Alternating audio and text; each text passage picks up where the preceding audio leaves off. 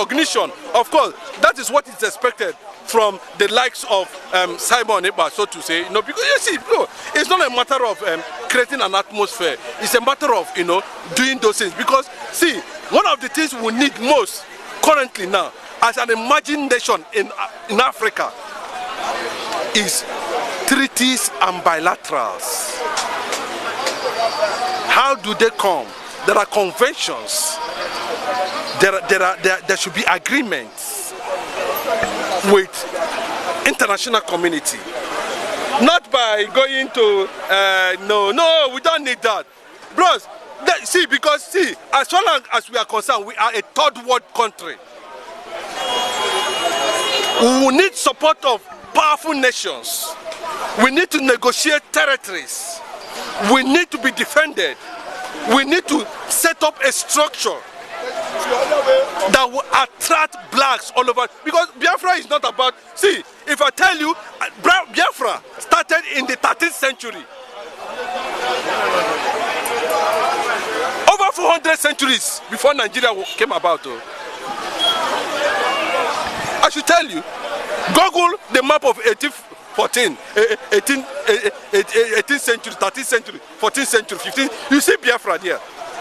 Biafra was the capital of so many kingdoms as at that time. Go and ask the first person that was able to draw the world map, a Portuguese. Fernando do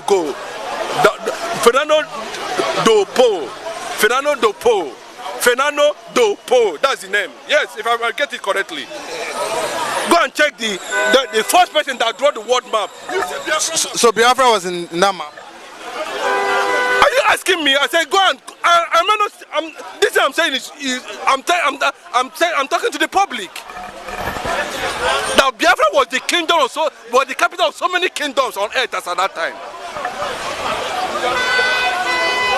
Did you hear that it was Lord Lugard that named Biafra Biafra? Have you heard it in the history before? I'm asking you that it was Lord Lugard that named Biafra Biafra. Now, but respect yourself. Oh.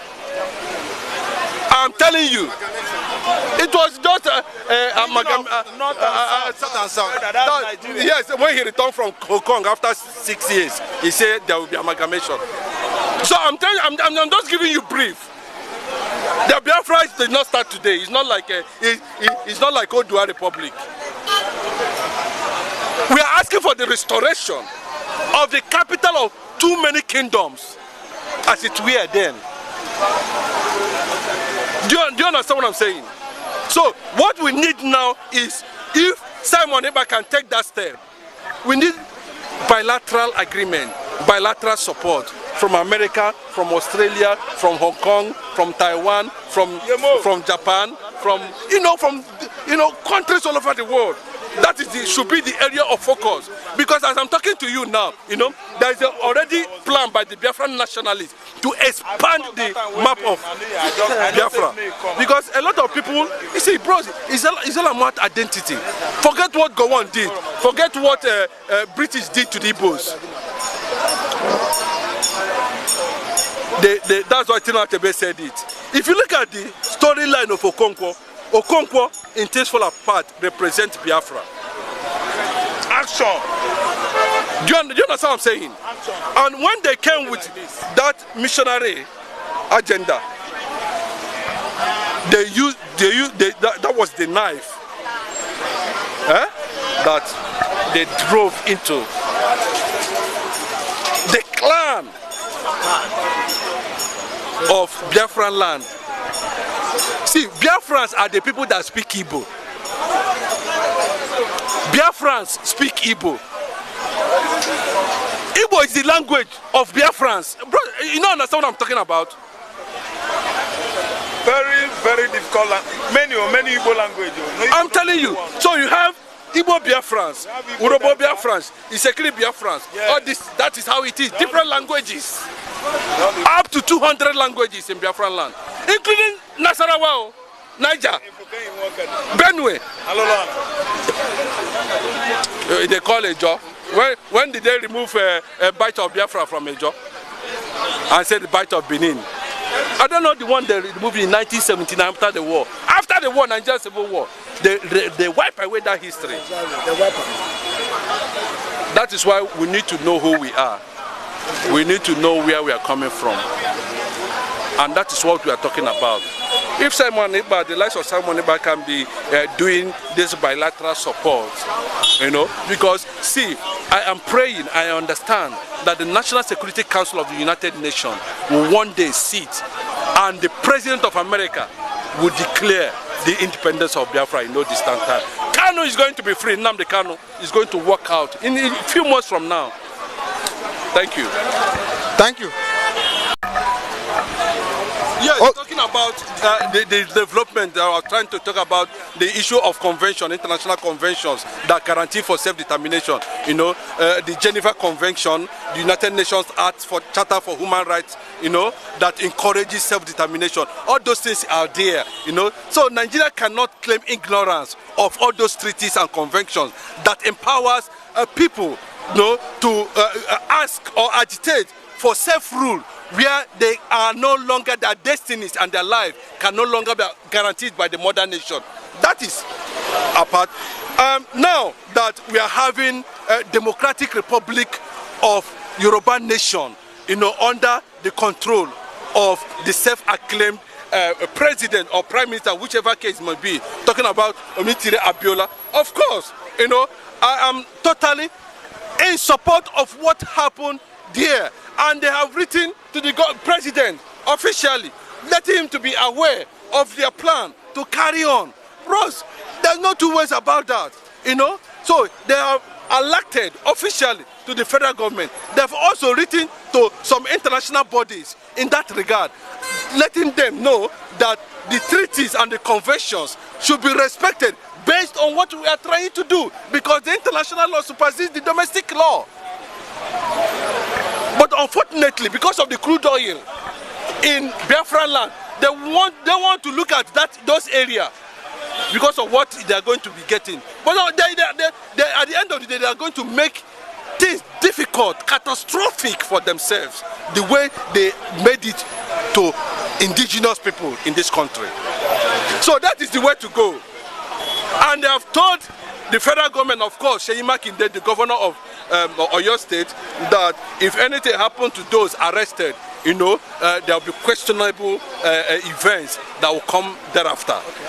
That's secondly. And thirdly, the coordinator of the movement has also made a statement. But the fact is what they are trying to do and what Sunday Igbo and Professor Akintoye are trying to achieve, are there now disparity? Are there now differences? Are there now a kind of lack of trust? Because all of a sudden we started hearing Igbo trying to romance the federal government under Tinubu. We started seeing Professor Akintoye, taking a different path. I think maybe, possibly, those group under Abiola might have felt that they are being sold out by Sunday Igbo, and they need to come up, and show the world they are serious about the Yoruba nation. That is the way. That is what my understanding. Then talking about the, that is scholar-like, that is professional-like, that is deep, in research, trying to balance what you mean by education. What is actually education? You think that this education is just sitting down on the classroom. If you're able to acquire this kind of skill you are doing today, that's education. Like you are standing here now, if you don't know how to operate these electronic devices or this device, you've not acquired any education in that regard. So I don't know what Umakri is talking about, whether he's having a kind of deficiency mentally. So I would recommend somewhere in the Bomosho, Igondo, or somewhere in Idimbu, or maybe let me just help him. Maybe they should take him to somewhere in Badagry, where he can be re-examined, whether he is having mental deficiency. It doesn't stay in Nigeria. Down. Bro, that's what I'm telling you, that it's likely, it's possible that wherever he's hiding to, all Reno Omokri does is like and follow. On Twitter and on Facebook, that's what he does now. Of what relevant is that to me and you? That is trying to see how we can deliver ourselves from the chains of wickedness, from the chains of bad leadership, from the chains of direct suppression and oppression that gave rise to Biafra in 1967. I'm not going to that. I want to look at the personality, called Reno Omokri. Reno Omokri, you lied to Nigerians, millions of Nigerians all over the world, forgetting that Obi control over 80 million followers globally who are directly obedient. Remember what I said? Who are directly obedient. Why would somebody sit down in his house and be controlling over 80 billion? He didn't give them money. He didn't talk anything about them. There must be something they saw in that man. You lied that you are the one that recommended Obi to Atiku. You are not the one, sir. You are just an aide to the former president of Nigeria, whom I personally respect till tomorrow. Good luck, Ebele Jonathan. You are just an aide. You know what is aide? You are just an ordinary walking stick that has gone to extinction, that has been thrown to the gutter with that portfolio. That's what a Reno Omokri is. Then let me educate you. You say you went to school. P2B is 200 million ahead of you in terms of exposure educationally. You, from Biafra, that does not understand what education is. You think education is about building structures. In Anambra State alone, 90% of schools in Anambra State was built by missionaries. Till tomorrow, they're still building. Catholic. Go and check now. Catholic, not government. Now, Anambra has the largest community billionaires in all over the world. Anambra State, Newi, go and check the record. They're in Guinness Book of Record. They have the largest billionaires in the world. Community. You cannot see, in Newi alone, you can see over 10 billionaires, 20 billionaires. Doing, bros, have you ever seen any government presence, federal government presence in the entire eastern Nigeria? What you are seeing there is resilience, individual efforts, struggle, consistency. Then, when Obi came into power as the governor of Anambra State, most of those schools that were built by missionaries has become infrastructurally bad. There's no school. Bros, if you go to Anambra have more schools than any other state in Nigeria. No, I'm not talking about this one where they rubbish, Defense Academy, Defense this, all of them. I'm talking about schools, education. What did Obi do? Because they said the necessity is the mother of invention. Obi has preferences, priorities. He set his agenda. That's what leadership is all about. And that was why Goodluck Jonathan fell in love with him and recommended Obi, not Omokri, to Atiku. With proof. 75 billion was left in the coffers of Anambra State Governor by Obi. Ask Obiano. Ask Soludo. No traces of misappropriation. Even when they wanted to make him the chairman of Governors Forum in Nigeria, then he gave it to Saraki, Bukola Saraki. Go and quote. Bro, these records are there. Will you compare some person with an ordinary flat tire, rear belly face, that his only means of income, Reno Omokri, is follow me and like me? That's all. He thought that Tinubu would listen to him. Tinubu gets sense, so Bola Ahmed Tinubu gets it. Tinubu has never invited Reno Omokri as any media, giving him any position as a media aide.